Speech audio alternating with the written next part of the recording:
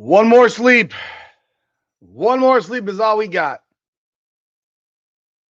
Welcome aboard, ladies and gentlemen, to Hurricanes Unfiltered Live, episode 15. We will not be doing Hurricanes Unfiltered Live tomorrow because we will be sitting in that stadium watching the Miami Hurricanes win national championship number 6. So we wanted to do a Hurricanes Unfiltered Live tonight, get you hyped up for the game, and get that one more sleep in, get that rest, that recovery, that hydration, and get ready to go tomorrow because it's going to be a long day tomorrow. The game might be at 7:30, but man, oh man, I don't know how that sleep is going to go tonight for me. I tell you. What's up, Taylor? Welcome aboard. If you're in the room, leave a comment. This was an impromptu. I didn't know how long Sunday Night Heat would go. It was a 90-minute one tonight with myself and Ben. So I'm like, I got to get Hurricanes Unfiltered in tonight because I am not going to want to do this tomorrow. Yeah. So let's do this tonight. Let's chop this thing up. Let's hit on the final topics at hand. We were in the building yesterday at Media Day. Interviews up and down. I got one more that I got to post. It's the one with Malachi Tony. Everything else has been posted. I did a couple of videos today. There will be no videos tomorrow. None. This is it.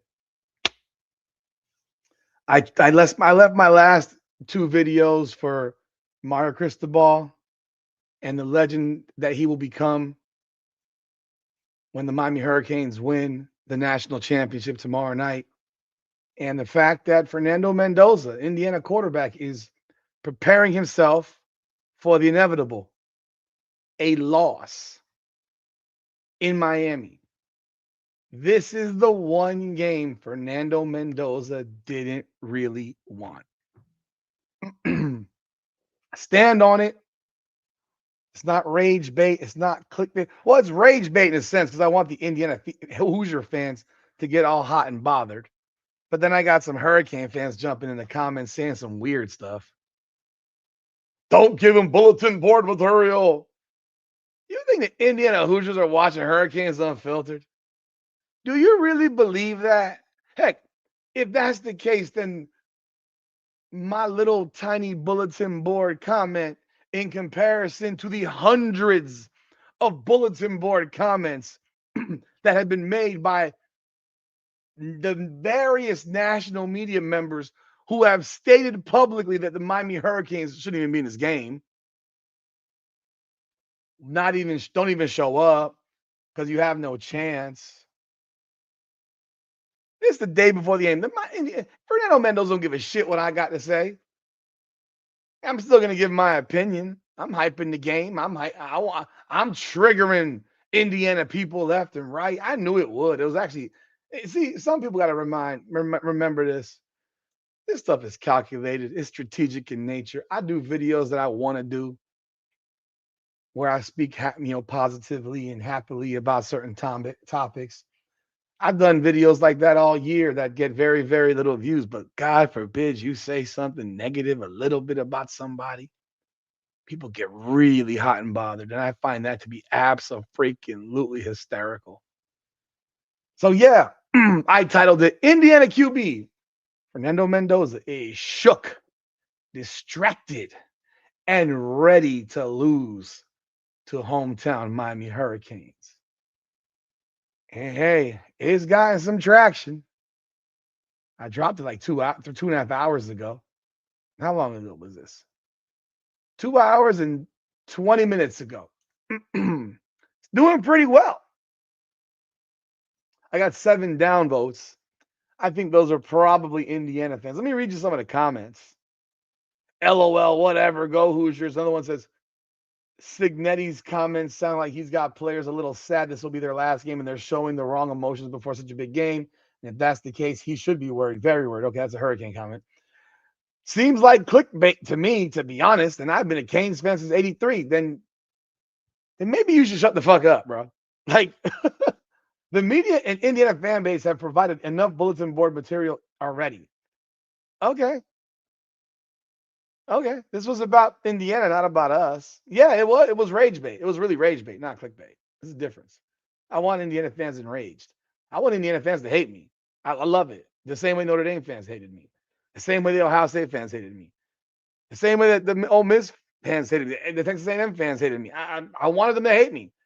Because when you hate somebody, you comment on them. You talk a lot. You want to go back and forth. It's just psychological in nature. And you can't stand somebody. You want to go back and forth with them. You cannot help yourself. Rage bait, not clickbait. Someone says he's trolling. No, I'm not. I do think he's nervous. I don't think he wanted this game. No, that's not trolling. Rage bait and trolling, two different things. See, at least I give you a disclaimer and I tell you in advance if it's clickbait or rage bait or whatever. I'm letting you know. So now you can either watch the video or not watch it. I'm not going to make you waste your time on something. See, and I tell you that you're going to want to watch it because you're going to want to hear what I got to say. You're going to get an instant reaction from the stadium, bro. I'll be in the stadium. There will be an instant reaction from the stadium. Winning in the stadium, losing, I can't even imagine. It will be probably from the parking lot, not from in the stadium. But winning, I'll be in the stadium, man. In fact, I'm gonna have this thing on live. Depending on how the last minutes are going, I'll have this on live, more than likely. Whether it's on live on Instagram or YouTube, I don't know yet, but it's gonna be live in some capacity. But I just find it cute. I'm not trolling. There's nothing to troll about. I think Mendoza, this was the one game he didn't want to play. There's too much. There's so much riding on it. The pressure is very, very intense. Pressure is intense. I've never heard a quarterback before a game say, whether we win or lose, I'll sleep very well at night knowing that I did everything I could to prepare myself, because that's what he said. I did everything I could to prepare myself for this game. So whether we win or lose, I will sleep well at night. I don't know about y'all. I'll call. If you want to talk, if you want to jump in and talk, I'll put the link in a few minutes. No problem. No problem. So yeah, I'll do a call in. No problem. A lot of times I put the link in and no one wants to actually talk. So I got no problem. I'll put the call in. But yeah, what was that? There's so much riding on this game for this guy. Like, this is not a regular game. If he had been playing anybody else down here, Dade County would be cheering for him, bro. Like, I would have been cheering for Indiana if they were playing anybody else besides us. I'm being real.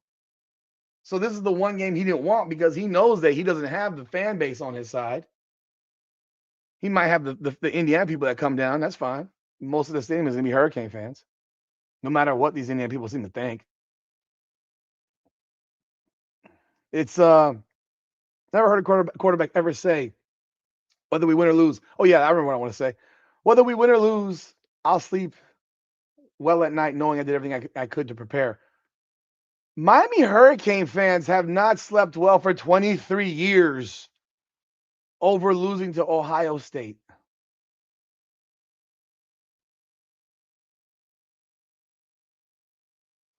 I didn't get credentialed for the game. I got credentialed for media week, not for the game. I'll be at the game. I got tickets for the games, but yeah, unfortunately, I could not get credentialed for the game. That sucked. I was disappointed naturally. I think they have some overflow media stuff going on as well, but yeah, I didn't get credentialed, unfortunately. So sucks. Maybe next time. but yeah, and the way it will happen is by having more and more subscribers jump on board here, so that I can get credentialed in the future for games like this, because that would be pretty awesome. I would have a great time. Because yeah, if Miami goes to the national championship next year, I will fly wherever they're playing at, and I will want to cover it. And so, absolutely, I would hope to get credentialed next year. But I did get credentialed for game week for media, because there was media stuff all week. Media day was yesterday for the teams. That's why I got all the videos up. I talked to some players and so forth. Probably should have organized myself a little bit better, but Yeah, there's a lot of stuff going on at one time. It's helpful if you have multiple people, but I'm by myself, so it's a little hard to do it. But no, I don't think you want. I don't think we haven't slept. We Miami Hurricane fans are still upset about 2002, man. I mean, and we didn't even play. So you're telling me that you'll sleep good at night knowing that you did everything you could? Like, if I hear this guy, thank God, another times, if I hear him thank God one more time, I'm gonna lose it. He thanks God in every answer 3, 4, 5 times. I've never heard nothing like it before. Bro, no one's that damn religious. No 22-year-old's this damn religious playing football. Or this stop. And I went to Catholic school. And my kids go to Catholic school. And I know Catholic school kids. And they don't do all of this. This guy is politician. He is polished politician. Polished politician. I'm just reading these comments here. Uh, this comment is for everyone thinking Miami's getting a big head. Remember, being ranked number 2 and undefeated. Da da da da da. No, this isn't about Miami. This is about me. I'm not a player. I'm a comment. I comment. You know, he just. Ah. Here's another one. What? This is a Canes fan. What kind of BS is? I'm a Canes fan since '77. I'm telling you, he's just fine, ready to lose. Dumbest thing I've ever seen. I said, the same guy. I think this is complete clickbait. Also, I'm a Canes fan since '80 as well. Okay, so he went from '83 to '80 now. Okay, all right. If you understand football, if you're allowing negative thoughts to creep into your mind before a game, negative thoughts will take over your mind. Self doubt is created by the things that you think out loud. There's literally no. I think he's a good dude. I'm cool with him. Good dude, cool. I think he's a politician. I think some of this stuff is scripted. I think some of this stuff is inherently fake. And hey, do you? I'm nothing wrong with it. Nothing wrong with it. Do not misinterpret words. Nothing. Do not misinterpret words. I've never heard. I covered high school football. I covered college football. I've never heard a player do what he did. Every answer is like this, people. Like, come on, come on. This is like, who's the most perfect person that you've seen in sports? Like, this is like he's beating that guy. Never seen this before. I don't believe it. I think it's scripted. It's my opinion. I think it's my opinion. It's my opinion. Everyone's got one. You don't have to believe it. He was literally given a blinged out watch and chain yesterday, looking like he's about to, a big ass medallion. Tom Brady, perfect. He got a big old medallion yesterday. That's Dade County shit right there. That's that Dade County in him. That is not I am praising the Almighty. Every third word. He got the iced out Rolly. I got a video of that being done yesterday. Come on now. It's cringe. Yeah, Taylor, it is. It's very manufactured. It's a whole team story, all that stuff. You know what? I got a better story. I got the story of a team that was 5-7. 5-7 in Mario Cristobal's first year, to the point where a lot of us might have been calling to fire him after year one. And then 7-6 in year two. But between 5-7 and 7-6, guess what that man did? He was able to secure the recruitment of Ruben Bain, Cece Mauiangoa, Mark Fletcher, and a lot of these dudes who are a part of the core and a major part of the core. Oh, yeah, Tim Tebow. Tim Tebow would be the. Okay, maybe he ain't beat Tim Tebow. Okay. Maybe he hasn't beaten Tim Tebow. Okay. Okay. Maybe he ain't beat Tim Tebow yet. That was the guy I was thinking of, actually. It's Tim Tebow. It was Tim Tebow. Maybe he hasn't surpassed the Tim Tebow cringe level. That Tebow is as cringy as it gets, but I think Tebow's is actually more genuine because Tebow was a virgin until he got married. I don't think Fernando is in that realm, but I could be wrong. But no. Like it is.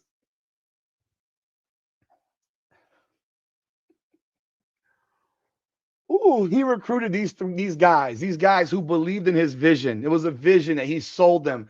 Like remember, I was telling in my other video, it's so hard to sell something that you can't quantify, that you can't touch, that you can't put your hands on.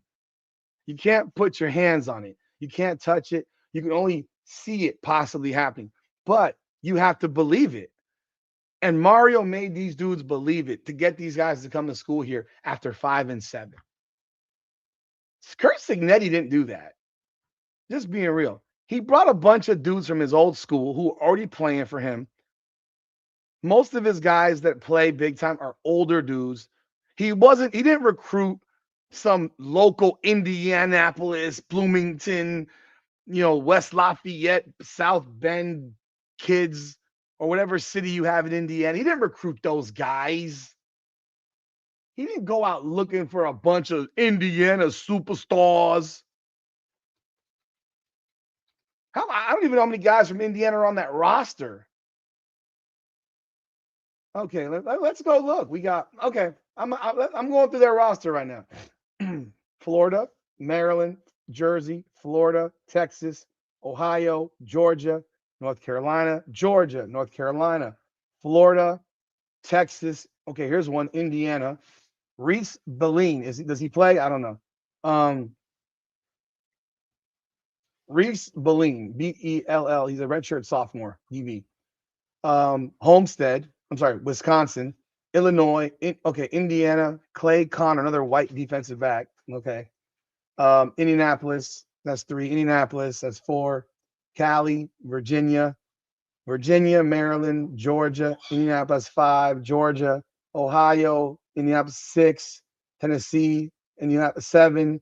Louisiana, Texas, Tennessee, Virginia, Missouri, PA. Indianapolis, that's 8. Texas, Nebraska. That's 9, 10. I'm just 11. I'm just going through this roster. 12, 13, 14, 15, 16, 17, 18, 19, 20, 21, 22, 23. I have to go a little bit deeper to see how many of these guys actually play. They got about 25 dudes from Indianapolis. And I don't know which one of these dudes plays. I'll just be real. I don't know who plays. I can tell you right now, Elijah Surratt, he's from Virginia. He's from Virginia. He's one of their receivers. Let's go look for Cooper. Okay, he's from Indianapolis. He's a local boy. Good for him. Credit, man. Salute you, bro. Caden Black. He's from Virginia. Kalon Black. Hemby's from Maryland. Mendoza's from Miami. Who else here? Hell, there's Stenner Coogan's from Illinois. And I know he went to Notre Dame first. So, like, when you sit here and you tell me that you're not building from your hometown, your home state. You're building from everywhere else. And he brought in a bunch of dudes from outside, and that's fine. I'm not mad at it, but it's a different way of building a program. It's a different way of building a team. Charlie Becker's from Tennessee. So all of your most of your skill guys are not from Indianapolis, or I'm sorry, Indiana. They're not. They're not. You went outside. And that's okay. Miami's best receiver is from Florida, South Florida. Miami's best running back is from South Florida. Miami's quarterback is from Florida. I mean, it is what it is. We got like 30 dudes from Florida.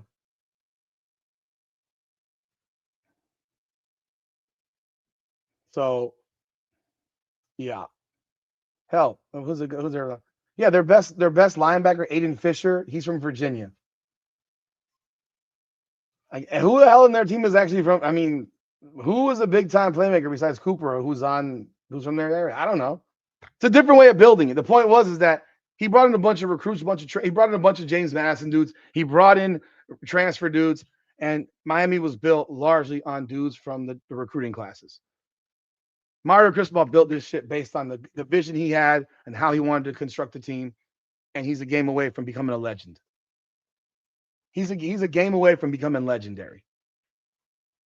Bain is from Miami, Florida. Malachi Tony's from Miami, Florida. Like, those are the best players. They're from Miami, Florida. They're from Fort Lauderdale. They're from here. So it's a different way of building. So what Mario Cristobal's done to get us here, and we've criticized him hard, man. No, Paul Wilson. There's 6.5 million people in South Florida. It's as many people as Indiana has in the entire state. We got more people in the 6.5 million person area on our team than Indiana has in their entire team. Just keeping it real with you. We are recruiting guys. They're playing for their home city. That's what makes this special. That's what makes this different. Oh, okay. All right, gotcha. But I'm not comparing apples to oranges. I'm comparing. They don't even recruit their backyard really. I don't even know which one of these guys plays. Like, you get walk-on guys from Indiana largely, probably. You get a bunch of walk-ons who don't play. I don't know who. I'd have to dig in deeper. But dudes from Dade County and Broward County are playing for their hometown. This is where they're from. They believed in the vision. CC Mawingoa could have gone anywhere. He was going to school in Florida, and he stayed in Florida. He's not from South Florida. He was going to school in Sarasota, Bradenton area at IMG.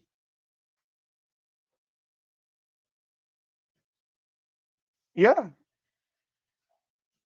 Yeah. I mean, you got video of Malachi Tony playing Little League football down here.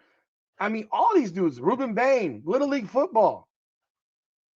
Is there anything that worries me about this game? Penalties. Penalties. That's it. I'm not really worried. Not really worried because I think these teams are very similar. And I think that the nonstop comparisons to make it seem like Indiana is head and shoulders better than Miami is kind of ridiculous. I think we handle their stunts fine. I'm not worried about their stunts because the stunts don't matter when you're running the football. You know, penalties. If you don't commit the pre-snap penalties, you can't do them. The pre-snap, the dumb, stupid, selfish penalties like hitting a guy on the ground when it's late, pushing the guy when he's 3 yards out of bounds. That cannot happen. Those things cannot happen. You got to play clean. And you know what? You could be very well right about that, about the flu.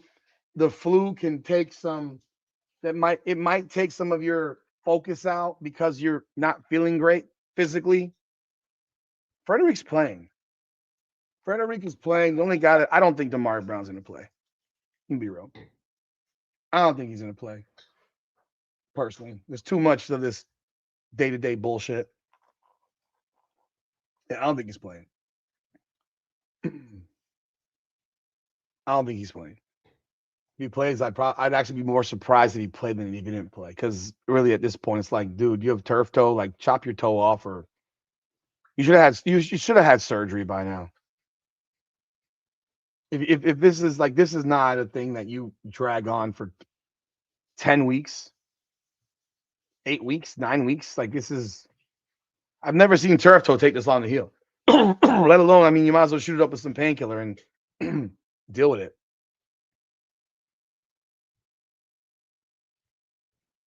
I don't know who we're going to see at corner.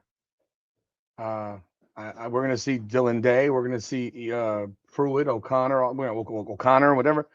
All those guys that have been playing, we'll see them. I mean, the Xavier Lucas situation obviously sucks. It's complete bullshit, you know. But Frederic is going to play. And I mean, let me see what the depth chart is right now. They have this depth chart.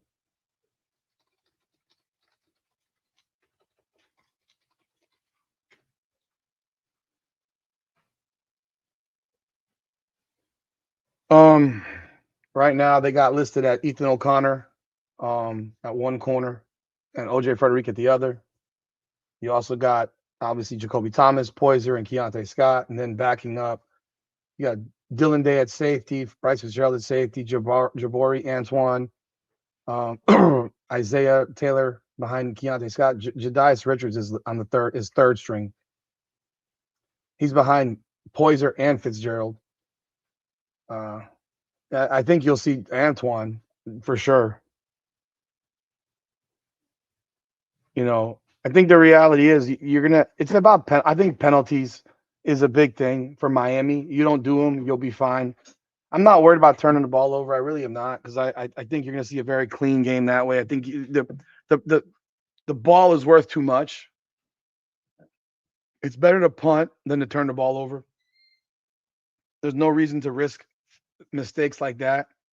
And I'm not saying you become bland and vanilla. I'm saying that you have to understand. I think Beck will be fine. I think people who get worried about Beck, I think by now, if you're still worried about Beck, then you're not paying attention. Um, I think you feed the ball. I think you're gonna feed Malachi Tony until his stomach busts. It's like if you ever remember wrestling Ryback, it'd be feed me more, feed me more. I think you're gonna feed Malachi Tony the ball a lot. I think you get a heavy dose of Mark Fletcher, and you're gonna dare Indiana to come into the box and make it 8 in the box, 9 in the box, trying to stuff the run. Because at that point, then you can hit over the top. 9, 8, 9 possessions, 8 or 9. If it gets to 10, maybe, but that would be max.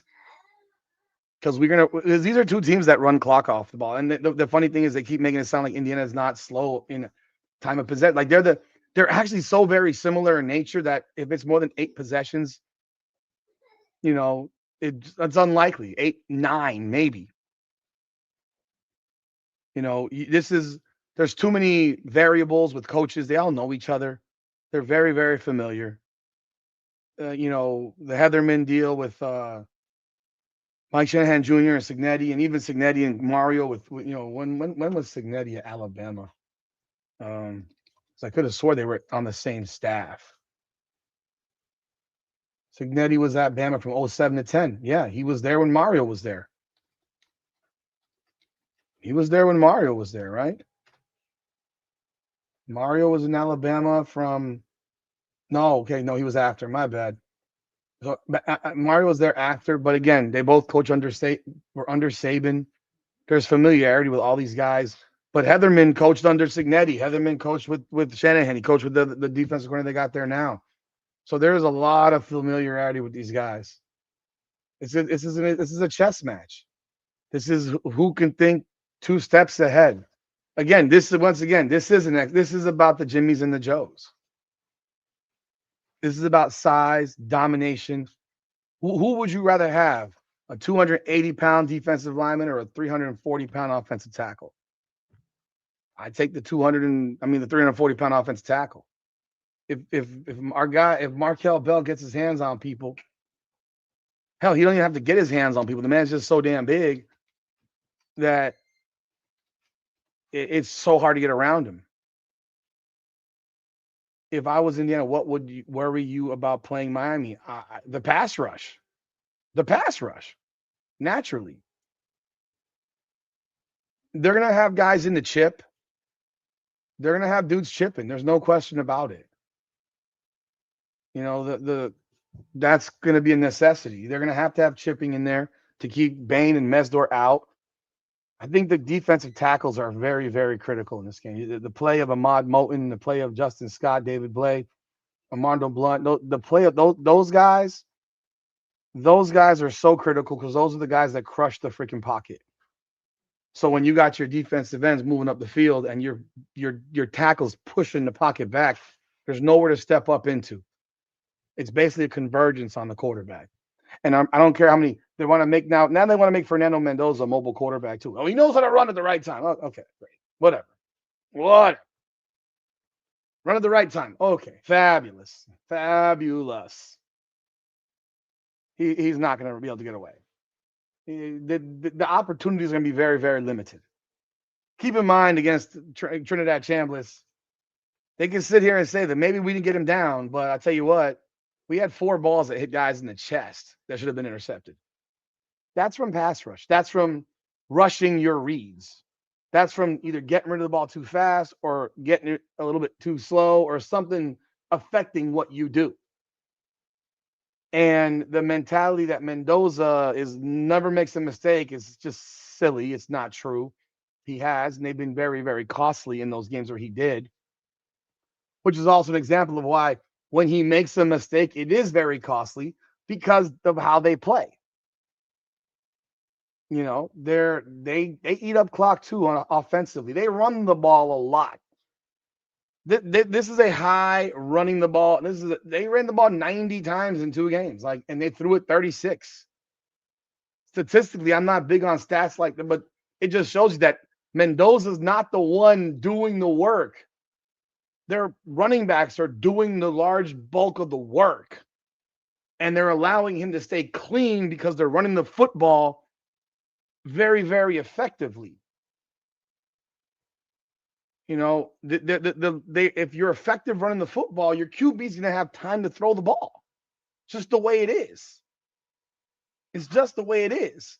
So it wasn't that he was so great. Yeah, he's going to be accurate if he's got time to throw. That's any quarterback in football. They'll be accurate when they have time to throw. So there's not this narrative that just continues to exist. Like, oh my God, I've never seen a guy throw the ball like this. Like, come on, man. You've never seen a guy hit an open guy. You've never seen a guy hit a back shoulder throw. You've never seen a guy hit a guy in the chest. What? You've never seen that from a quarterback at this level? Do that when he has time to throw? What happens when he doesn't have time to throw? What is he doing then? What happens when he has to let go of the ball faster than he wants to, or has to hold the ball because what he wanted on the first read ain't there? The second read isn't there. What happens then? How does he react then? It's going to be loud. It's going to be a nasty environment for people from Indiana. It's not going to be fun. They may think they're going to have a lot of people there. I'm telling you right now, this place is going to be overrun by Hurricane fans. And if Trinidad Chambliss, if we had caught those passes that Trinidad Chambliss threw right to us, guess what? People would have been looking at his game way differently. Way differently. So if you take away that first read from Mendoza, tell me exactly what he does next. I want to see it. Haven't seen it. Scored 13 points against Ohio State. Let's not act like they blew the door off the building. He threw a pick that gave up a touchdown. He did the same thing against Oregon. He did the same thing against Penn State. If you slow the running game down, and I'm going to tell you right now, keeping them if we hold them to 80 yards rushing, that would be freaking impressive. That will be freaking impressive because they run the ball really well. But you keep them under 100, you've done your job. You've done your job. You keep them under 100 yards rushing. And of course, the Miami offensive line has got to dominate, man. I'm not going to sit here. We know what we know what the keys to the game are. I gave it to you in my preview. Stop the run. Stop the run. Because that will lead to the defensive line being able to tee off on Mendoza. You stop the run. You make that dude have to beat you. You make him have to be. He hasn't thrown the ball more than 31 times all season in a single game. If he has to throw the ball 40 times in this game, that means they're losing. So I'm reading y'all quotes, y'all comments. You take away the run, that's what it comes down to. You take away the run, and the game is different. If we can't stop the run, then we got problems. But we haven't had a problem really all year, except for Isaac Brown. I don't think we're gonna have much of a problem here. I think we've watched enough film. I'm sure we've watched enough film that we know exactly what they're gonna do. This is all about Jimmy's and Joe's, man. Execution by the Jimmy's and Joe's, because I can call the exact play that you know that I'm gonna call, and if you can't stop it, what does it matter? How many times do you see guys call plays and like, I know exactly what they're doing, and yet you still can do it on them? Was it a surprise that Miami was running the ball right up the middle against Ohio State in that final drive? Was it you knew what Miami was looking to do? It wasn't a surprise. Hand the ball off to Mark Fletcher. Hand the ball off to Marty Brown. Hand the ball. I mean, this wasn't shocking. Texas A&M. You knew exactly what Miami was going to do, and Miami did exactly what it wanted to do, and there was nothing you could do about it because it doesn't matter how. If you know what it is, I can literally tell you what it is, and I'm still going to do it on you. And what? What are you going to do about it? Stop me. But you can't because I got a line of I got a wall for a line, and you got dudes that are 280 and 260 playing defensive line.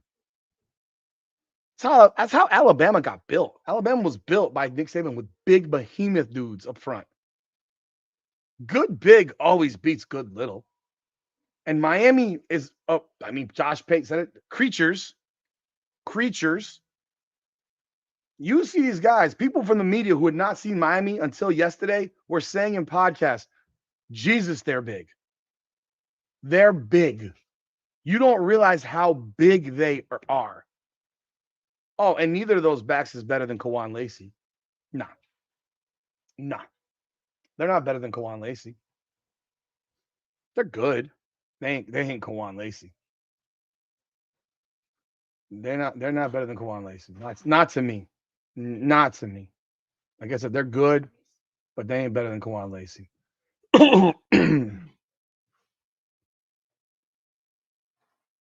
So it's gonna be fun, man.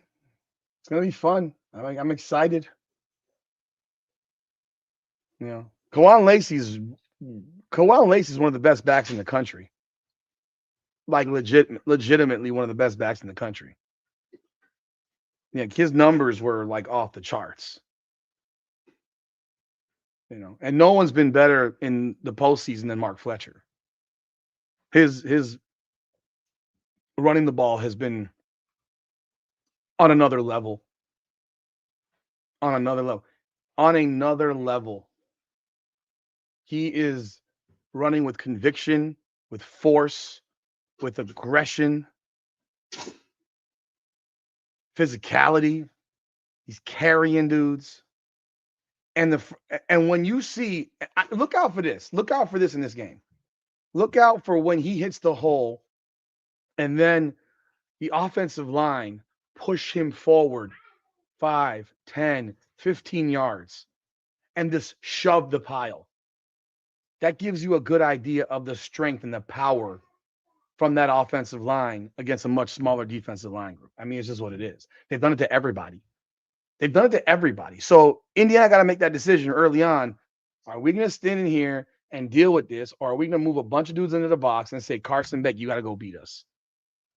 Or does Miami continue to run the ball, powerball them down powerball them to death, and then maybe we see Gerard Pringle pop off on the edge, touchdown. Do we see that? Oh, if Kawan Lacey hadn't hit that big run, he wouldn't have had 50 yards. I mean, beyond the big run, he didn't have 50 yards. So we shut him down largely. He tweaked his hamstring and all that, but he largely got shut down. He was not effective.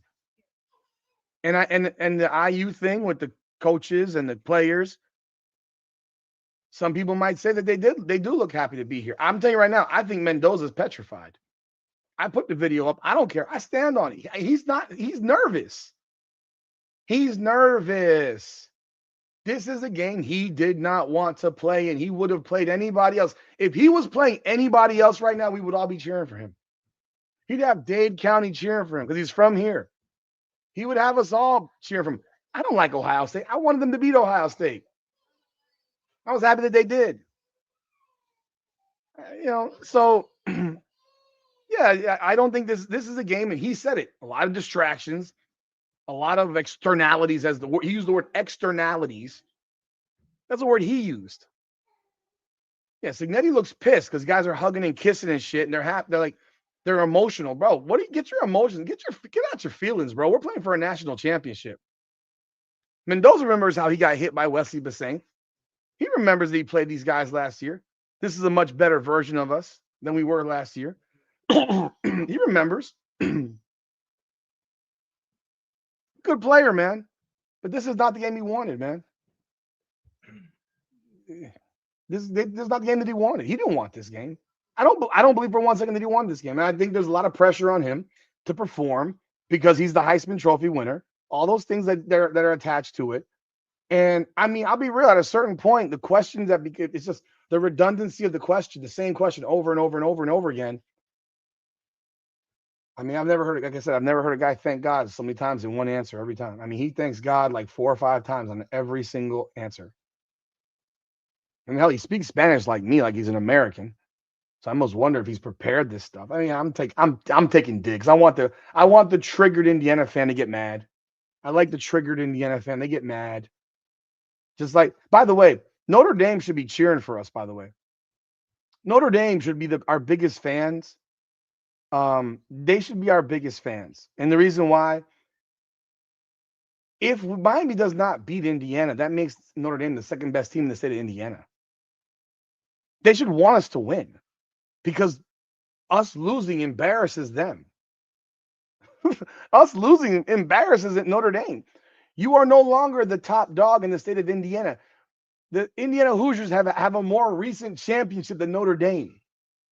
That would be humiliating for Notre Dame. Right now, Indiana hasn't won it. Indiana is the second most losingest college football Division I program in the history of college football. This is uncharted waters for Indiana people. Their fans are so not fans. Their fans are so not fans. They're so not fans that they wear basketball jerseys to football games.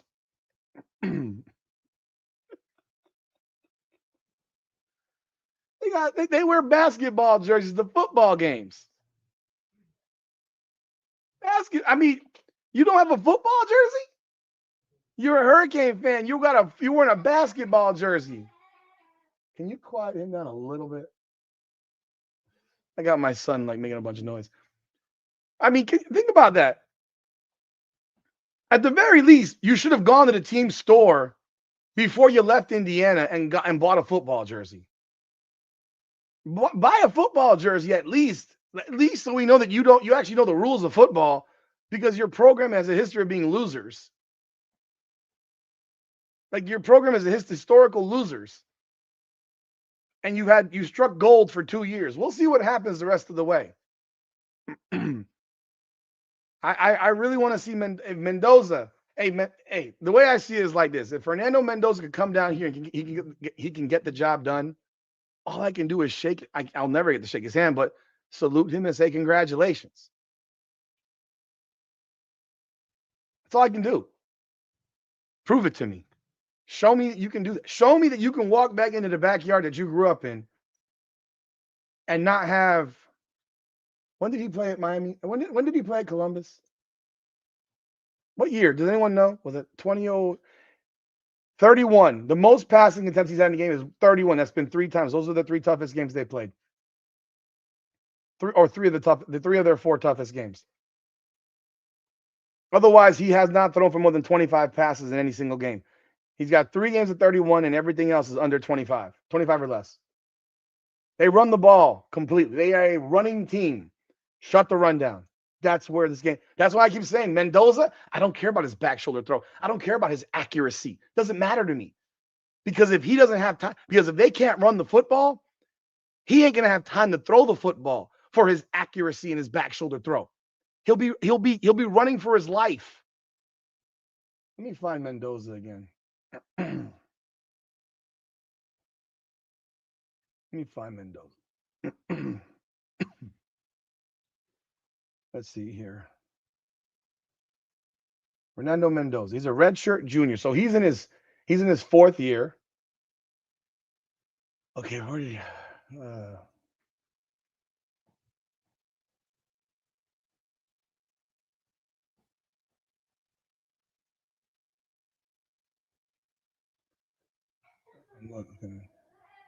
So that means he was at Columbus in 21. All right. Let me go to Max Preps real quick. He was in Columbus at 21.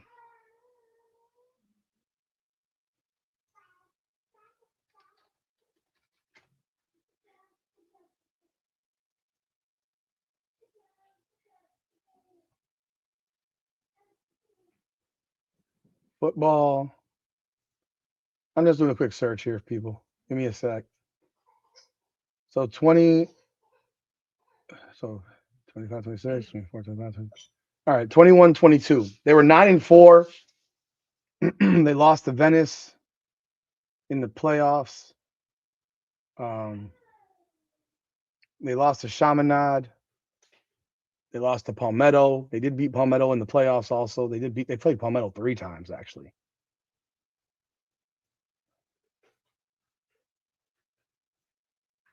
You know, he may have to go back and have some nightmares about running from defensive linemen from South Florida, man. You know. So okay, 13-10 Ohio State. It was 27-24 with Penn State, and it was 30. Oh, which one? You make me pull this up now. Um, he's gonna be running for his life. He's gonna have nightmares of playing in South Florida. That's just the way I see it. And you're playing teams like Booker T. Washington and Dillard and stuff like that. Let me see right here.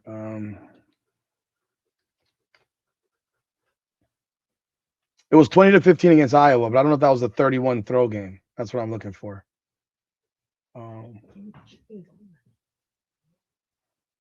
So against Oregon, he threw 31 times. That game was 20-20 in the fourth quarter. He threw a pick six in that game. Against Iowa, he threw 23 times actually. He was 13-23. That's not a good game. Against Old Dominion, he was 18-31. Did nothing. Was bad. They trailed in that game early on. Ohio State, he threw 23 times. They nearly lost. I mean, probably should have lost that game. Penn State, he threw 30 times. So he was 19-30 in that game. When he's had to throw the ball more times, he doesn't play as well. You know, when he's had to throw the ball, he doesn't play as well. Okay, so let me go back. 31 against Oregon, 31 ODU, 30 against 31 and 30 Penn State. Those are the three most. And then after that, it's 25s. He threw the ball 16 times against Alabama. He threw the ball 20 times against Oregon. They gifted the game. I mean, those weren't hard games. He hasn't had to deal with high leverage situations. High leverage situations means the game is on the line, man. Penn State was the only high leverage situation he had all year. Only one he had all year. It's Penn State. So your high leverage is against a team that was 3-5? 3-5 leverage. Okay. I just watched Carson Beck lead us down the field twice in the same damn fourth quarter in the semifinals to win that game. I saw Carson Beck do that versus Notre Dame. I saw him do that versus Ohio State. Hell, A&M was basically handing the ball off to Mark Fletcher, but he still did it. That's your Heisman winner, a guy that never threw the football. He never threw the football. Let's jump in. I'm gonna give you guys a few minutes to give your comments. Check it out right here. By the way, we do have our merch available. If you want to jump in and speak your mind, there's the link. Give people a few minutes each, and then we can go. I'm gonna get out of here in about 20 minutes or so. But I wanted to jump in and do this live before we get into tomorrow. By the way, check out the merch site, hurricanesunfiltered.com. Hit the merch. We have a bunch of merch up there, man. So grab it while it's there, because some of that stuff will get pulled down, will not be available after the national championship. Let you know in advance. Thank you, J Rod. I appreciate you, bro. Funny, I was actually at the fan fest yesterday after media day with my sons, and people came up to me. They saw the podcast. I thought that was real cool. I actually met. I want to make sure I say it. It's Chase, I think is his name. Let me make sure I get his name right.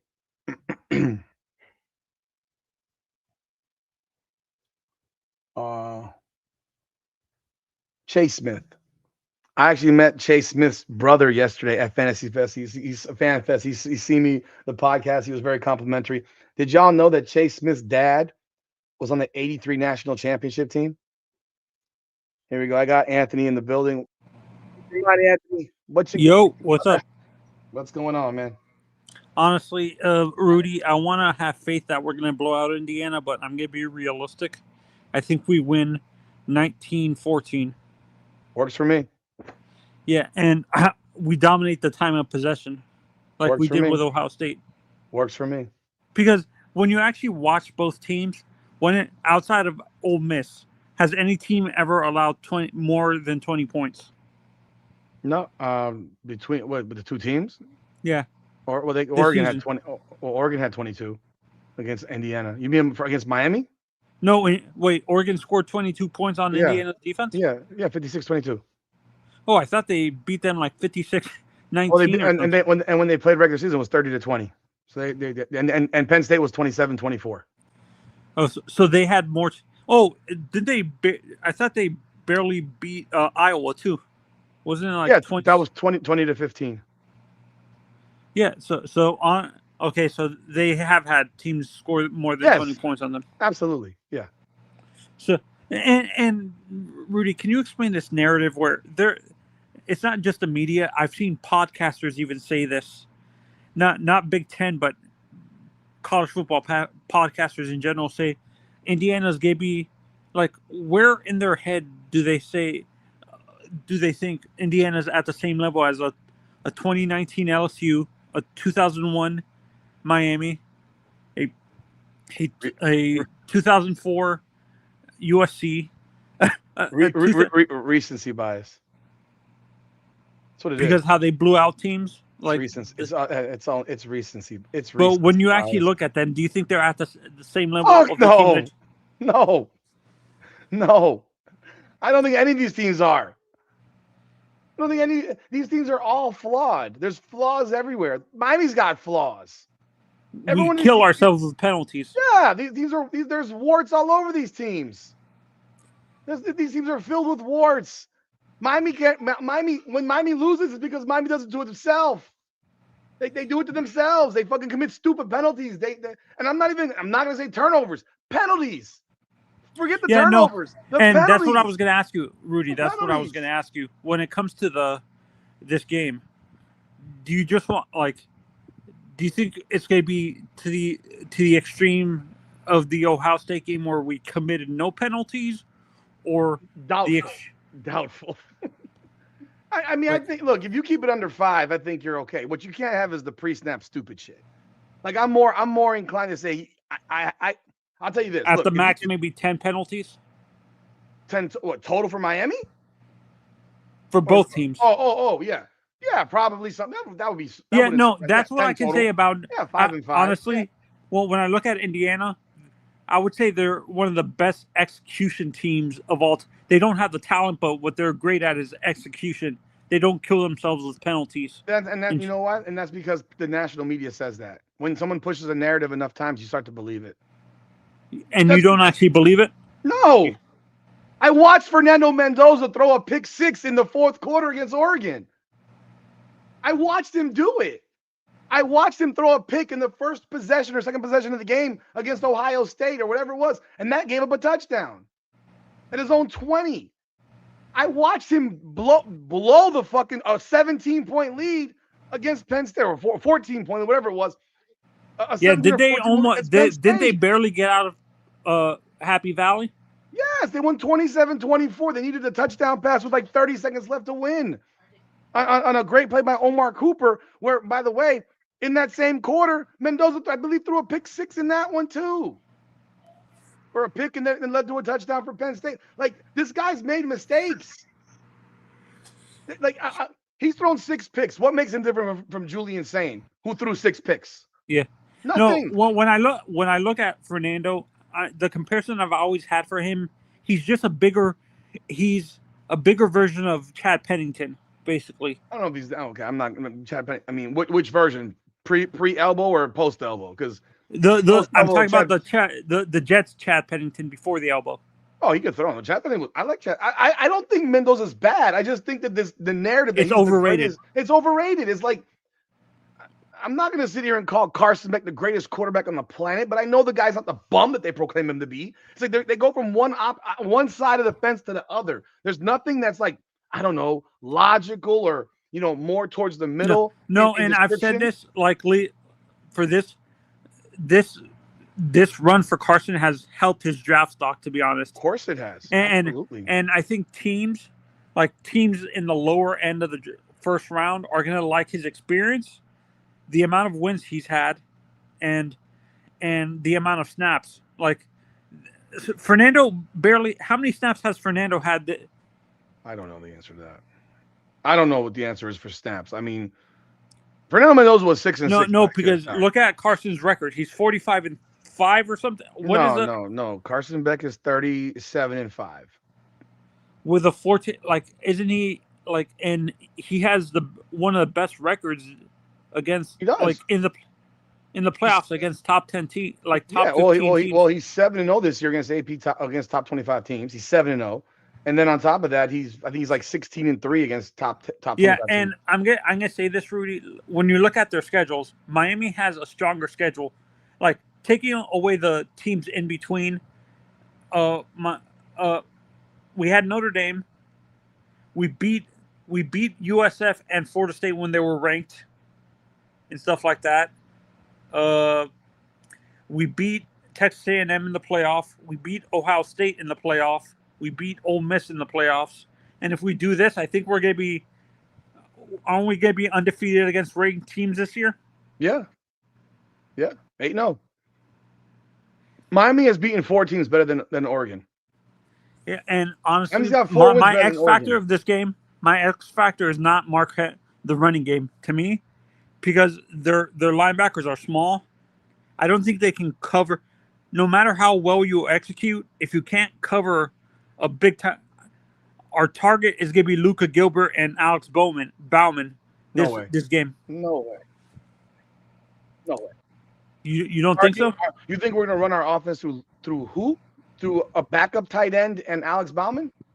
No, because for me, what I'm saying is, with how small their linebackers are not that big. They're not even above 6 feet and stuff like that. I don't care about that. If Alex Bauman is the best player on the field for us, we're going to lose. Oh no, I'm not. We're going to lose. No, I'm not saying we're going to we're going to target Malachi, but he's not going to be the focus. Like he isn't going to be the focus. I think Bauman could get a couple of catches, but But Gilbert, please, no. I doubt that, man. Yeah, I'm being exaggeration. I don't think they're going to be the target. Like, we're going to use a ton of play action with the tight ends. Like, and I've been saying this whole season. I think Luka and Alex are better fits in this offense than a guy like Elijah. I like Elijah, but I don't think he's he's not a consistent enough blocker to work in this offense. Do you agree? No, that's a known. I mean, yeah, that's a known. But I also know that Alex Bauman committed a blatant fucking holding against Ole Miss that cost us 20 yards. Bauman's had his problems. Bauman can't catch most of the time. He had a perfectly thrown ball to him versus Ole Miss that he dropped. Yeah, I mean, I think he's decent.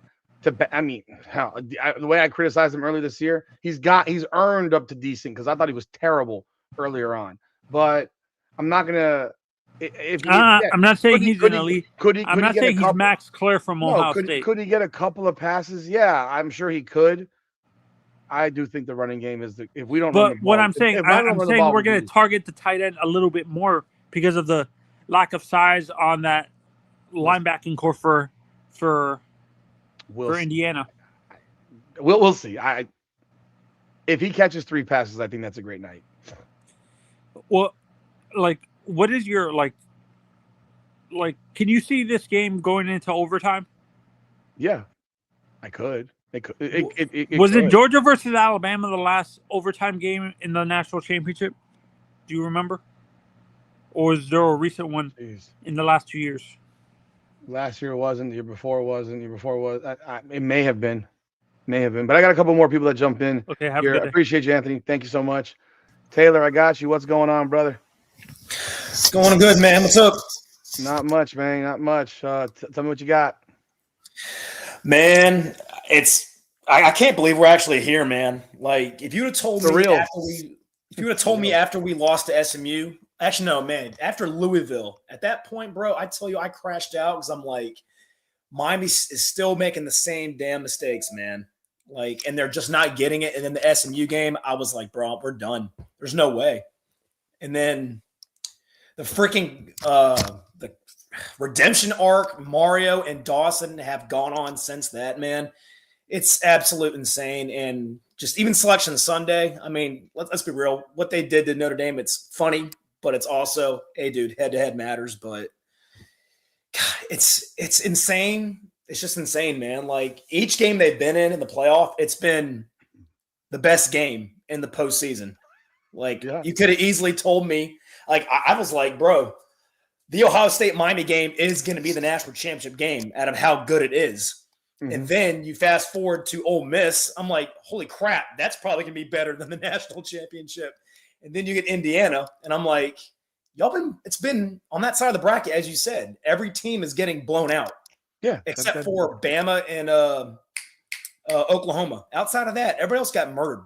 Yeah, like that bracket stuck. That Miami is going through a gauntlet. Like, there's nothing that anyone could say when Miami finishes the job tomorrow that this wasn't the toughest road on earth to win a championship. They've been playing in playoff games for 8 weeks, for the last 8 games. Like 1,000%. You know, they've been on winner go home mentality now for 8 straight games. They played 5 straight games on the road, which probably contributed to guys getting sick. And now they're all healthy now. They're in terms of they're not sick anymore. It's crazy, you know. Am I shocked about this? Not really. I'm not shocked because now I will agree. SMU, after SMU, I did a live stream on SMU. That was when YouTube TV wasn't working, and everyone was crashing out post game. And at the time, it was like, this shit's over. But that was because I thought that the CFP would stick it up our ass and drop us into the 20s because of how they operate, how the AP operates. I figured they would stick it up our ass, even though by their own set of rules and standards, Miami should have been ranked in the top 12 based on resume, because there's no way that you rank Notre Dame ahead of Miami based on resume with a head-to-head win. But I keep telling people that the AP determines the CFP. Everyone argues with me and says, no, that it doesn't. Well, it does, because they literally base their baseline barometer starts with the AP poll. Otherwise, how would they rank? Exactly. Like, where would you get your information from? Where's your data from? How are you determining who's good if the AP doesn't have rankings? So when you start the season off with 10 SEC teams ranked, and therefore now they just beat each other and buff each other up, and all their losses look like great losses. But when you play Miami against Louisville, who's 4-1, who got up to 7-1 at one point and was ranked 15th in the CFP, Louisville sucks. They didn't suck. No. SMU didn't suck. They were better than most of these teams that in the SEC that were ranked when the season started. So it creates a narrative. Where is the SEC at right now? Dude, they're at the bottom. It is. They've fallen off. Did they go? What was their bowl record? Like 2-9 or some crap like that. It was crazy how they're. Yeah. They didn't outside win. Of the Alabama and the Ole Miss and the Ole Miss wins in the playoff, I don't really know. I'm pretty sure SMU and Louisville, didn't they both play an SEC team and body them? Because I know Louisville did. They beat the hell out of SMU. They both won. I don't know who they beat. I know Vanderbilt lost to Iowa. Yeah, and Iowa runs the ball. That's all they do. Yeah, they lost to Iowa, and they give 34 points. And Diego Pavia was saying, score 7 points, you beat Iowa. Okay, well, they scored 34 on your ass. So you're wrong. Dude. So, but when they ranked us at 18, that first poll, I jumped on that night and I said, this shit is not over. We went out, we're in the playoffs. I said it for weeks. After that, if we went out, we're in the playoffs. Now, there were certain things that I expected to happen that didn't happen, like Bama beating Oklahoma. Yeah. Because if Bama had just beaten Oklahoma wouldn't have been in the playoffs. Yeah. If Bama had beaten Oklahoma, Miami and Notre Dame would have had that rematch game at 8-9. That so if you're a Notre Dame fan, if you want to blame somebody, blame Oklahoma and blame Alabama. Yeah. And I'm going to make fun of Marcus Freeman when they're doing videos. Yeah, you could call in Jeezy. I put the link up. When you're doing videos to begging for empathy, and then he gets in front of his players and he says, guys, man, I don't know how this happened. Yes, you do. How it happened. You've been lying for weeks. You know exactly how it happened, and you're a football player. You're in your soul, and you know how it happened, and you still won't be honest with yourself and with your team about. I would have had so much more respect for him if he got up there and says, "Look, guys, they beat us head to head. That's it. They beat us head to head. We can't cry about something when we know that if it was in reverse, we would want to be put ahead of them too for beating them head to head." Yeah, and to go a little further, who was their next opponent after they played us? It was A&M, and they lost. Yeah. Now imagine if they would have beaten A&M. They'd be in the playoffs. They probably would have gotten in. And A&M wouldn't have been in the playoffs. Exactly. So they made their bed at the beginning of the year. They just didn't know it yet. They didn't. Exactly. I mean, if they had just won that game, they'd have been 11-1. They'd been in the playoffs, and A&M probably would have been on the outside with 2 losses. Yep. So, but instead, no, they want to do the dumbest shit and not even reject a bowl game. You gave it to BYU and Georgia Tech, who tore the house down, by the way. Mm-hmm. That's how you handle your shit. Yeah. And like I said, I mean, BYU, they were complaining. I'm like, guys, you got smoked by Texas Tech twice. Yeah. You're not ready. Yeah. Texas Tech, they were fun for a game, and then they go in and they lay an absolute egg against Oregon. Mm-hmm. Well, I'm sorry, dude. Oregon, they were cool. Not that good. But to say their offensive line, defensive lines were on par with Miami's, you are smoking some shit, dude. I don't know what the hell you're looking at. Maybe once upon a time they were when Mario was the coach. Ring a bell? Mm-hmm. Yeah, it's funny. And yeah, watching the interviews today, Mario looks beyond locked in. Oh. They have no idea what's coming. Cignetti, he looked confident, and then immediately he looked troubled. I was like, I've never seen this guy have this. I mean, I've seen him have a look like that before, but the more Mario kept talking, the more his demeanor was changing. And I'm like, yeah, motherfucker, you guys are about to find out just how freaking nasty we're about to get. So it's been a fun story for them. To me, it's manufactured. This isn't real. Dude, this is not real. It's just like a politician you never saw before pop up out of nowhere, and they get popular, and they rise up, and they get you sucked in, and then you find out what they are. They're about to find out what they are tomorrow. I'm going to ask you one question. I got to move on to Mike Jeezy, who's sure, waiting in the chat. Okay. Let me ask you this question. Be honest. There's no filters in here. I've said what I got to say about Fernando Mendoza. Yeah. Do you think that he is, one, do you think he's scared, nervous? I won't say nervous, more than scared. Nervous. 2, do you think his entire persona is fake and scripted? I will say since he's played in big games, recently, I'd say he's a little nervous because the Heisman on his back. He's gotten that far. Yeah, and plus all the expectations are on them. I'm gonna say he's nervous, but yeah, they're painting him as this guy. He's gonna slay the dragon type thing. But we're the underdog. They've already painted him. He's returning home. Yeah. And it's completely overshadowed Miami's rise from the last 4 years ago to now.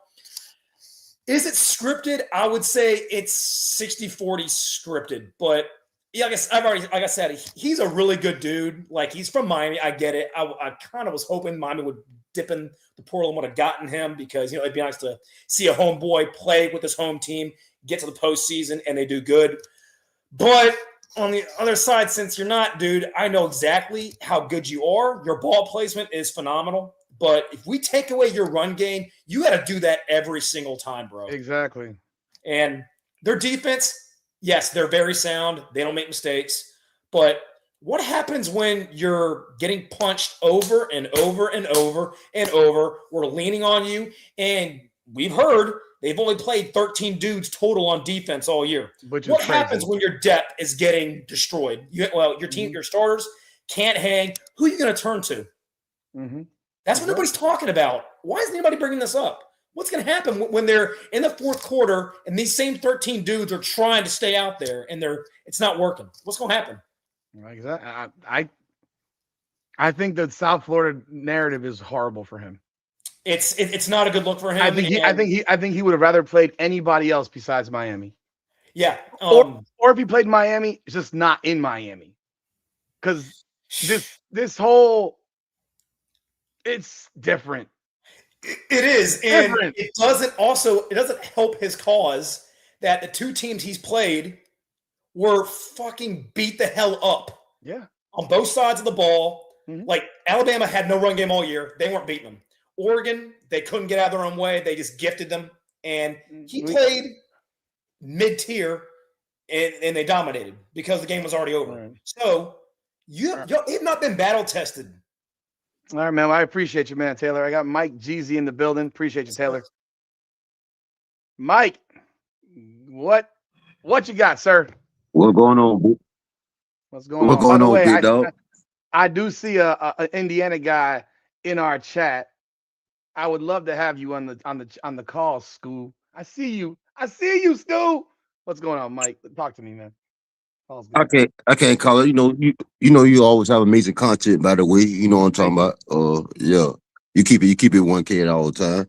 You know what I'm saying? I ain't gonna be on her long because it's real brief. Indiana. When they play Oregon in the when they just play Oregon, man, I had to go back and check their schedule, bro. And I'm like, bro, what? Like, what? Where is this coming from? The media pumping y'all up, like Iowa. Y'all play Iowa. Y'all play Penn State. Y'all play twice. Y'all beat Ohio State, which Miami beat more physically on the field, but y'all still won. But we won by 10. I'm not getting, bro. What I'm missing? What I'm missing? Mendoza, you're breaking up a little bit. I'll take Chambers over him any day of the week. Like, I'm not understanding. I'm missing anything? Well, I'm like, where's this IU stuff coming from, bro? Look, they're good. I'm not gonna shit on them. They're good. I don't get it. They're good. I'm not gonna take a dump on them, but I'm not gonna. But I also don't see this is the weakest Heisman winning situation I've seen in a long. Someone put in Eric Crouch. Okay, I got it. Okay, I guess Scoot doesn't want to talk. He wants to talk shit in the chat, but he doesn't want to talk on the mic. Okay, I got it. Of course, he ain't gonna have nothing to say. He ain't gonna call in because in the day, like if you really watch ball, man, and do your own research, you know what I'm saying? Like, I'm giving you a prime example. Ole Miss, we knew, you know what I'm saying? Them boys to beat IU. Like, nobody ain't talking about that, bro. Like Indiana, like, bro, like the last caller said, I've been said, the boy don't play 13 players on defense. Like, bro, if Miami go, that's crazy to me because I don't know what happens if somebody gets hurt. That's wild. That's wild. Then you know how Miami go on them nice methodical drive, 7, 8, 9, 10 minutes. You know, bro, and y'all offense go 3 and out. I'm like, what else we talking about, bro? Like, we ain't talking ball no more. We like people talking. Like I said, I think the narrative comes with the media, man. Like how they ride the SEC, how they ride the Big Ten, especially Ohio State. Now all of a sudden, you got IU for the last 2 years. You know what I'm saying? Like, bro, at the end of the day, we ain't like line it up. Like, if you a true fan, not fake, if you're a true person and you watch a Miami game, God, you ain't watch a whole game, a highlight. Well, you can tell what the O-line and D-line best in the country. And that's why I had, before the season started, I said Miami was winning that based off the O-line and D-line, you know what I'm saying, the trench play. You know what I'm saying? So I had Miami winning the national championship this year, before the season even started. So yeah, I'm not really surprised, you know what I'm saying? Because we need to get back to the basics, like Miami running college football again. You know what I'm saying? We need to get back to that. Matter of fact, Miami current being a dynasty far as modern day, far as the NIL transfer portal dynasty in that way of college football. Oh boy, we're about to grab Darian Mensa. He's going to see his first game in Miami on the sideline of a national champion. Oh yeah, I seen that. And Jordan Seaton out of Colorado, who's going to be the replacement for Markel Bell or CC Maigoa. Yeah, I seen that. Cause from Colorado. The offensive lineman. Let me reply to Scoo right here since he doesn't want to come into the call, which he's welcome to do so. We heard all year that everyone was bigger and better than us, and we won every game. First of all, you haven't heard that everyone was bigger and better than you. So stop. That's a lie because you were favored in almost every single game you played this year outside of Oregon on the road and Ohio State at the end. You were favored in every game. So that's a lie. Just like the narrative that they were the best team in the country, but that was not true because they weren't ranked ahead of Ohio State at all until they beat Ohio State. So, but then on top of that, you tell me exactly. You were favored against Oregon. You were favored against. You were favored against by what? By 8 against Alabama. Yep. So tell me exactly how everyone said. In fact, Miami, if you want to be honest, Miami's been called goons, thugs, and criminals all season long, starting with Notre Dame when they had a podcast that called them thugs. And forget about going back 40 years. We're talking about this year. I've read chats and comments from other fans referring to Miami players as goons, thugs, and criminals. You recruit from the same group of players, but you call the ones at Miami these types of names, which are all racially motivated. They're all racially, motivated. So why is it that the guys that go to your school are not that, but the ones at Miami are that? That's just weird. But Miami has been now underdog at A&M, underdog by double digits against Ohio State. We were favored against Ole Miss by some miracle, and then we're 8.5-point dogs to Indiana on our home field, bro. You think you're disrespected? Shit. Who you telling? All right. Hey.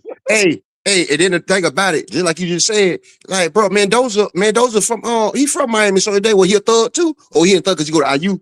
Man, get down. And Mendoza, he's a Columbus boy. I coached Columbus dudes in high school because I had him on my travel team. I'm gonna tell you what, the Columbus boys, the Cuban Columbus boys, they're not that damn God loving like this. I've heard them speak. I know how they speak. They speak like typical Cubans, and because I'm a Cuban, and they speak. Miami's different. People speak differently here. And I will tell you this. I did say Oregon was favored the first game against Indiana. The second game, Indiana was favored. So you didn't have to say it, but it's all over my chats. I can show you comment after comment of disrespectful shit that I have on my TikTok page, on my Instagram feed, on my Facebook feed. Indiana fans are going off. How about this? How about this? You ain't gotta say it, but I'm gonna say it for you. The Indiana fan. Hey, how about fuck you, bro? Fuck you and fuck you, bro. How about that? Since you won't get disrespectful, I can show you disrespectful, bro. But I ain't gonna do it like that. You know what I'm talking about? And I just get tired of the people being ignorant. You know what I'm talking about? Behind like false narrative, man. You know what I'm saying? Nobody ain't coming with facts. It's always BS from the media, man. And I this is also the school. Look, I'm not saying you said anything because you're in my chat. I'm talking about I got comments left and right. And it's funny, most people that are not from Miami come into the chat, and I welcome everybody with open arms. We can have a dialogue. I put the link in there for you to speak if you want to. You don't want to, that's fine. I'm all good about it. But I'll tell you this. I have not said Indiana can't win. Indiana can absolutely win this game. Whereas the national narrative by most of these people, Robert Griffin III, is this the greatest team of all time? Not even an Indiana fan will believe this is the greatest team of all time. Like, that's ridiculous. How recency bias filled are you, RG3? We had Matt Leinart. He said, does Miami even stand a chance? These are national media members saying that Miami doesn't belong in the building with Indiana. I mean, that is national disrespect to the nth degree. I've seen 35-10. I've seen 47-14. I've seen scores that I'm seeing like, my score was 23-17. I think Miami wins. I think home field matters. I think if Miami was playing them on the road or a neutral, it might be different. But here, bro,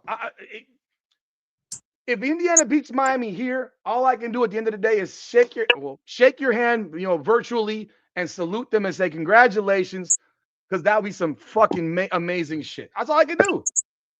Man, I don't even see that happen, man. I guarantee Miami beat them, man. But I'm just saying, like I keep. Facts. I'm balanced. I'm not. Facts. I don't think Miami's gonna blow these guys out. I don't. I thought Miami would blow out Ole Miss. And Miami would have blown out Ole Miss if they just caught the fucking ball on defense, But again, Trinidad Chambliss had thrown 3 picks all year. Miami, he threw 4. We just dropped him. He threw 4, and that's from the pass rush. He threw 4. If Mendoza, who's only thrown 6 picks all year, has a couple of plays like that, what happens? If Oh, we they pick going to that ball off, they're going to the house.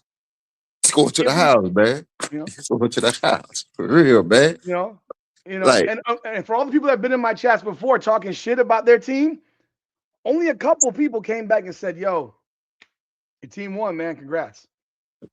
Most of them never come back. Most yeah, of them never come back.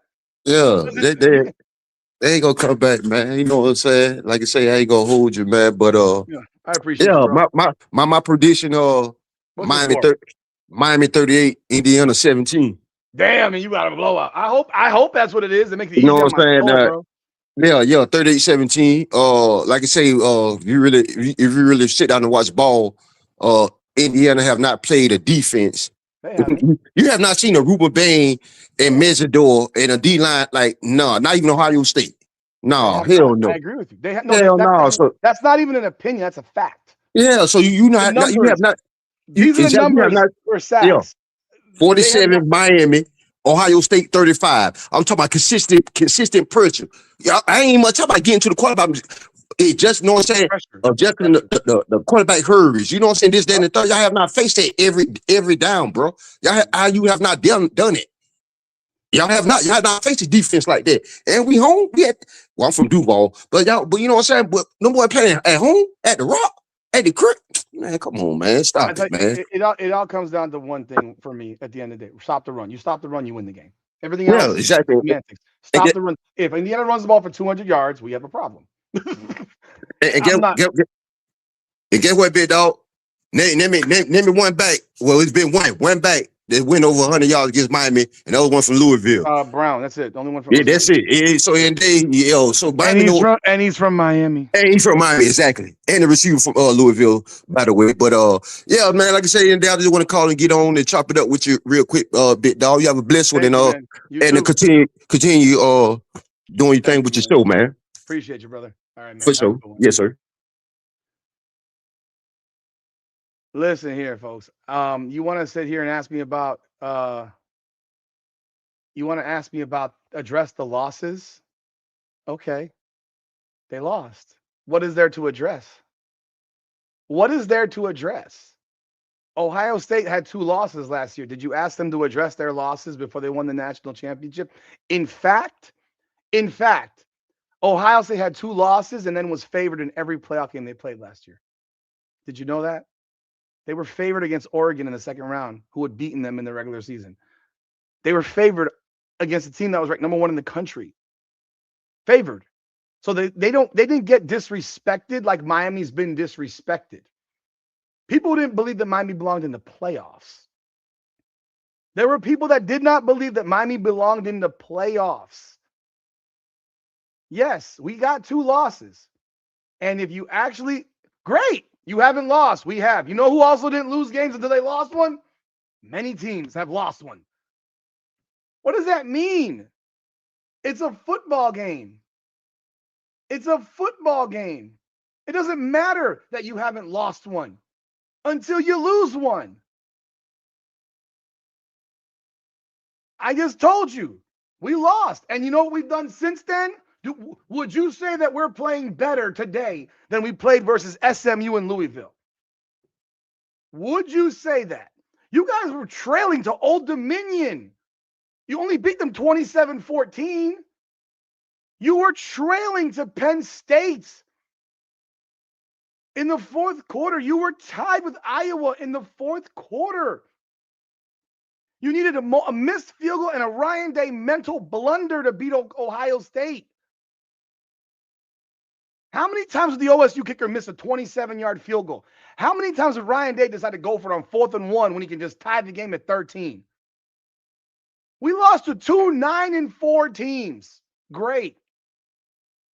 One on the road in overtime where we committed 12 penalties. We know where we lose games. Penalties. I know where we lose games. Penalties. I know exactly where we lose games. I know how we lost to Louisville, and it wasn't because of Carson Beck.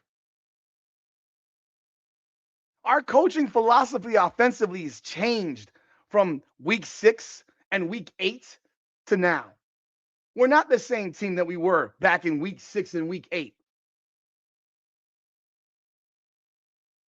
I don't need you can sit here and if you want to live on Miami lost 2 games, live on it. And if Miami wins tomorrow night, you make sure that on Tuesday night you are back here in this room. And you can remind me, thank you, Richard Perez. I appreciate you, brother. You again, if Indiana wins, if Miami wins tomorrow night, you make sure that you are here Tuesday night because I'm going to do a live on Tuesday night. You make sure you're here. I want you to speak your mind then. I've brought up every point. I've been dealing with this for a week and a half with the point about Miami losing 2 games. What does it matter? The New England Patriots were 18-0 and lost in the Super Bowl. Lost in the Super Bowl. Miami just beat 3 teams that were better than Oregon in the last 3 weeks. The 3 wins Miami had in the last 3 weeks are better than Oregon and Alabama. So obviously we're not the same team that we were against SMU and Louisville. And Louisville would probably give Indiana a headache. Not saying they beat them, depending on the day of the week. They're a good team. They are a good team. They had a great game plan. Oh my God, I'm not cherry picking anything. You guys didn't. We're losing to Penn State. They were 3-5. I'm not cherry picking. That's a fact. What does it matter what happened 8, 9, 10 weeks ago? Did you see what happened last week or the week before that? We beat Ohio State by 10. Physically dominated them all over that fucking field. What was the difference between your game and the game Miami played against Ohio State? Because Jeremiah Smith busted both of our asses. So what was the difference? What was the difference? I don't believe my team is better. I know my team is better. I know my team is better. I don't believe it. I know it. I know that if Miami plays its best and Indiana plays its best, Miami's best is better than Indiana's best. We should get blown out. If you don't beat us by 14 or more, then it should be embarrassing for you because you're supposed to blow us out, right? I've never seen to hear that spread is so ridiculous. You know, I'm not getting mad. I'm cool. This is my personality. If this is your first time here, this is my personality. I'm giving you the time of day. This is who I am. I am not the Glazer Hurricane fan. I am not. I've never been that way. Never been the Glazer Hurricane fan. Okay, fine. Now, so you're picking and choose. Okay, well, whatever, bro. All right, dude. All right. Now it's because they had a bye. Okay, fine. They had a bye. Okay. Now it's they had a bye. Okay. So the Ohio State lost because they had a bye. Okay. I think going on the road and playing at Texas A&M is harder than taking a week off and vacation. That's what I think. Thank you, Mark Anthony. I appreciate you, brother. And they were still a 10-point favorite. Still a 10-point favorite. If you think that they lost because of Indiana didn't lose. Indiana had a bye. Indiana did not lose to Alabama, right? In fact, Indiana won 38-3, right? No, I didn't say nothing you say is valid. I literally said that Indiana's a good team and Miami could lose the game. There is the possibility that Miami could lose the game. Miami's got 7-0 against the AP top 25 teams. 7-0. Miami could very well lose the game. I didn't say that it was impossible for Indiana to win. 23-17 is a very close game. 23-17 is my prediction. That's my pick. Yeah, that's my pick. 23-17. I think picking a 3-touchdown game. I think that's why. That means someone made a lot of mistakes. Miami's 7-0 against AP top 25. I'd be more worried about playing a team that was worse.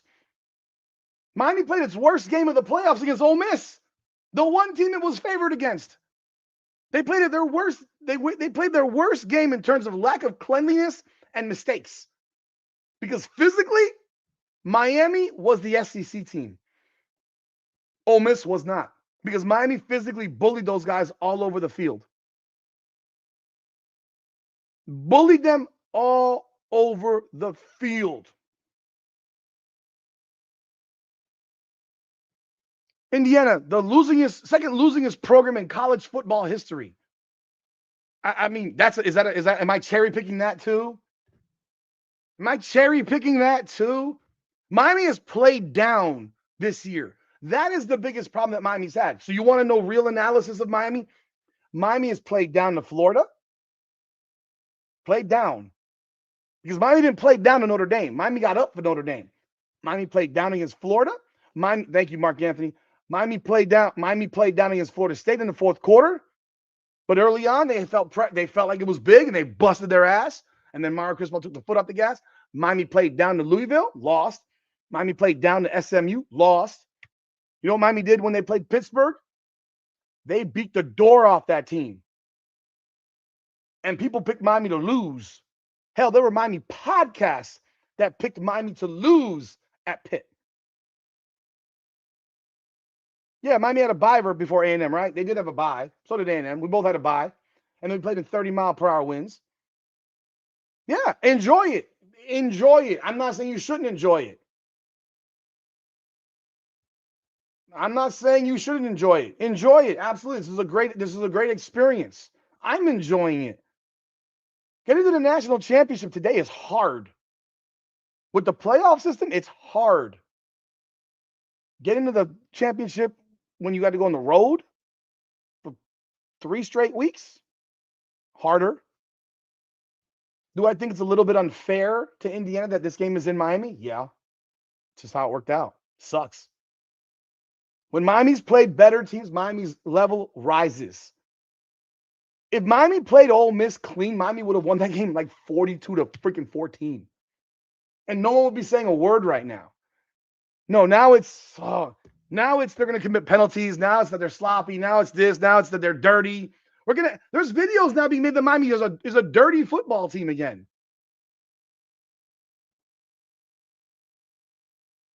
The football culture in Miami is different. It's different than any place that you'll ever go. These people live this shit. That's why there's a certain thing in this matchup that I don't think people can quantify on paper, on stats, or anything like that. There's a Miami's in their own locker room. They're not the visitor locker room. They're in their own locker room. You want to know why I know that? Because they have 3 locker rooms, and the home locker room is actually the Miami Dolphins locker room. Miami's going to be in their own locker room. The Miami Dolphins locker room is the actual home locker room, and that's the locker room that Indiana's going to have, from what I was told.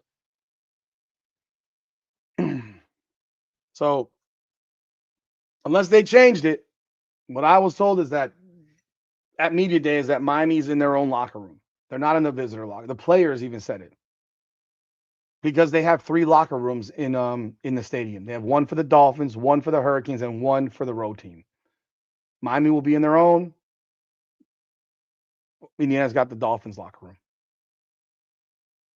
And even if they do have the visitor locker room, who fucking cares? It's a football game. I don't care.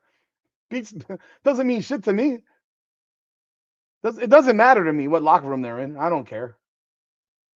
All I know is was said at media day yesterday. Hey, could it be different? I don't know.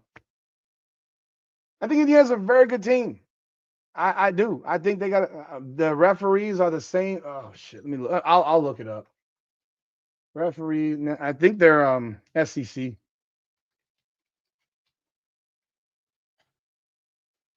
All right. Big 12 actually. Michael Vanderveld. No, this is. Wait. No way. You're not putting that shit in here.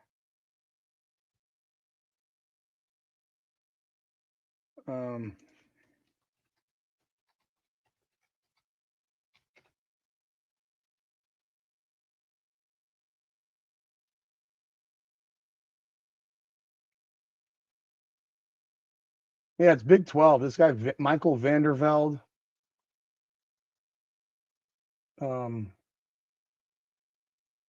He calls penalties, bro. Average. I don't know who the other one is. It's a Big 12 crew. The head referee is Michael Vandervelde.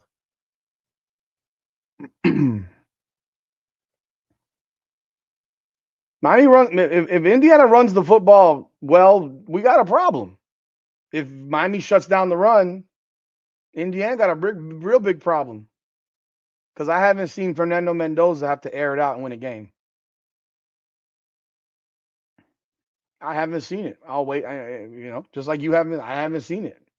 He's had one high leverage game this year, and that was against, realistically, that was against Penn State.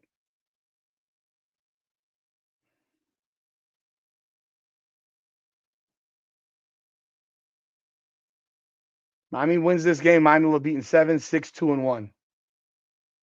Miami's had a hard road to get here. They're finishing on their home field. So, it is what it is. It is what it is. We got, we got 19 hours left, 20 hours left.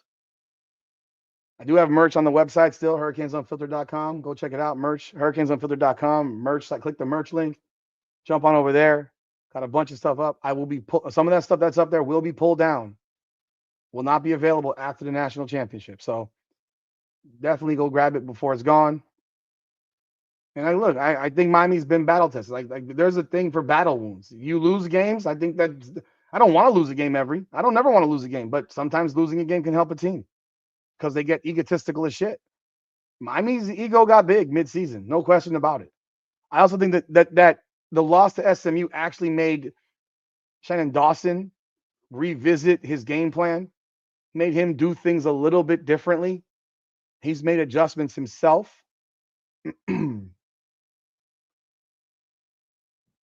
So they're not built like, I don't think they're built like us. I mean, I look at the size of the offensive line for Miami. Miami's offensive line is massive. You can run all the stunts that you want against on a running attack. Bro, it's duo, double team, you go to sleep, bro. It's what makes Indiana's defense any different than Ohio State's? Realistically, not a whole lot. In fact, statistically, Ohio State's was better by statistics. By statistics, Ohio State's defense was better than Indiana's. Indiana's is number 4 in yards, number 2 in points. Okay.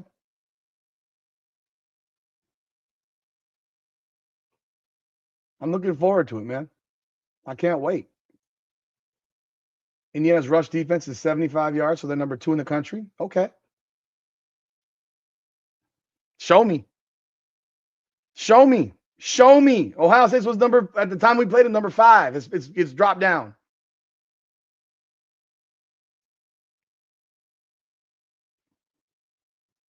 So that's all I got, man. I got nothing left, brothers and sisters.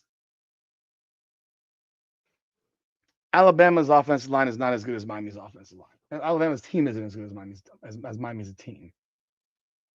Alabama can't run the ball. Miami runs the ball. You got a different type of team.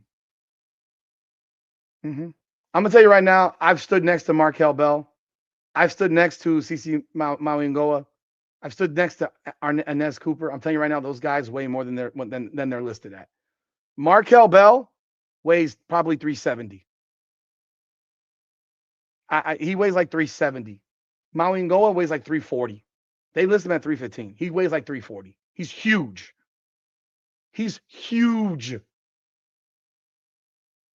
Markel Bell's 6'9", listed 345. That dude's like 370.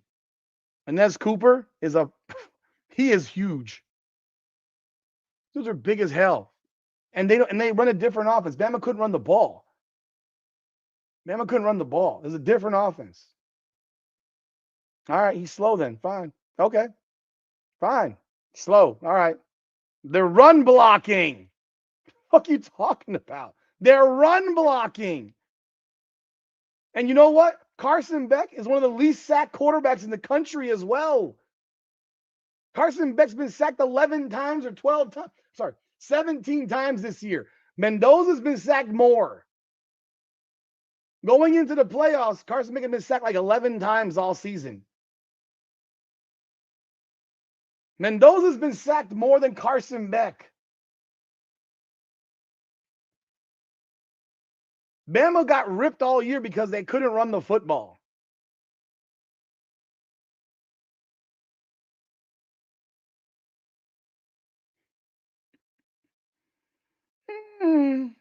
Oh, boy. Hey, man, I give you credit. You have been in this chat now going back and forth. I give you credit. You've been in the chat now. Up in the hey, cool. FSU beat up on Alabama. I mean, they ran the ball down Alabama's throat. They made that good. Hey, I love it. I'm excited. I hope you are excited too. I wish you the best, man. I wish Indiana the best. Bring your A game. Bring your A game. Miami brings their A game. Let's see what happens.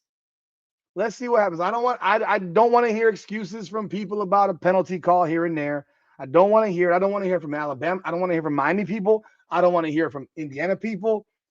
I don't want to hear excuses about, oh, that wasn't a penalty, or oh, that was a penalty. I don't want to hear it. I don't want to hear it. End of the game, it is what it is. Whatever it is at the end will be what it will be. You got my pick. I've made it already, 23-17 Miami. And you know how I think it ends? I hope it ends with Fernando Mendoza with the ball and Miami's defense shutting him down. Because that is going to be one hell of a leverage situation there. That is as high leverage a situation as it gets. Miami leading 23-17 with 2 minutes to go. Give Mendoza the ball at the 20. March them down and try to score a touchdown. And if he does it, I will salute him and congratulate him. But I'll be looking for the Miami defense. Them two badass dudes playing defensive end to finish the job. To finish the job. You know, I ain't really going to hurt nobody. I just want to hurt them on the field. I'm not trying to injure anybody. We just want to hurt you on the field. Jacoby Thomas is looking to kill you, bro. I mean, Keontae Scott looking to kill you. You think 35-14, you should go to the casino and put that money on that number, on that line then, bro. You broke Bama's rib, man. That's cool. That's cute. What does that mean? I've watched Miami hit guys to where they didn't want to get hit anymore. Carnell Tate did not want to catch the ball in the fourth quarter because of how he was hit early on in the game. Didn't want to get hit again. Wesley Besaith might give a nightmare, a reminder of a nightmare from Cal last year. Helmet to his sternum. Put him out. You never know. Miami's defense closed out Notre Dame, and Miami's defense will close out Indiana, knock off all the Indiana. So the best team in the state of Indiana will be the Miami Hurricanes, bro. So that's all I got, ladies and gentlemen. I appreciate y'all. I thank y'all. We will be here doing a live on Tuesday night. I will have a recap from the game, obviously. I'll be at the game, see how it goes, see how we get, how it works in terms of logistics. But, that's all we got. We got one day. We got 19 and a half hours left, man. I appreciate y'all. I thank y'all. If you haven't done so yet, subscribe to the channel, like the video, subscribe to the channel, leave your comments, go to the merch site, support the channel, and we will continue. After this game, we're going to get Darian Mensah in here. We're going to get Jordan Seaton in here, and we're just going to reload for next season because that's where we are at. And Mario Cristobal tomorrow night will become a legend. That's all I got. Hit the like button, subscribe to the channel, and ring that bell. This is Hurricanes Unfiltered live, powered by Come On Now, the podcast. Come on now. And I'm not going to say anything mean.